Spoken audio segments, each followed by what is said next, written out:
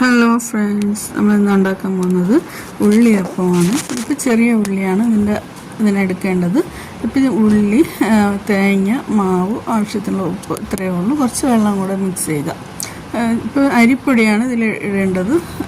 എന്നിട്ട് ഉപ്പ് ഇട്ടിട്ട് തേങ്ങ വന്നിട്ട് ഇപ്പോൾ നിങ്ങൾ അളവനുസരിച്ച് എത്രയ്ക്ക് തേങ്ങ ഇടുന്നോ അത്രയും ഇട്ടാൽ മതി. തേങ്ങയൊക്കെ കൂടിയാലും കുഴപ്പമില്ല.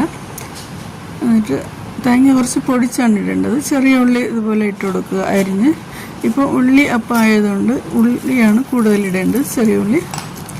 ഈ സവാള എടുക്കല്ലേ, കൂടുതലും ഈ ഉള്ളിയിലാണ് ടേസ്റ്റ് ഉള്ളത്. എന്നിട്ട് ഇതുപോലെ മാവിൽ നന്നായിട്ട് നന്നായിട്ട് നകിടണം. എന്നാലേ ആ മാവിൽ ഉള്ളിയുടെ മണം ഉണ്ടാവുള്ളൂ, ടേസ്റ്റും വരും. എന്നിട്ടൊരു ഇതുപോലെ ഏതെങ്കിലും പാനിൽ ഒഴിച്ച് കുറച്ച് വെളിച്ചെണ്ണ ഒഴിച്ചിട്ട് ഇതുപോലെ ചുട്ടെടുക്കുക. ഇതിപ്പോൾ ലോ ഫ്ലെയിമിലാണ് വെക്കേണ്ടത്.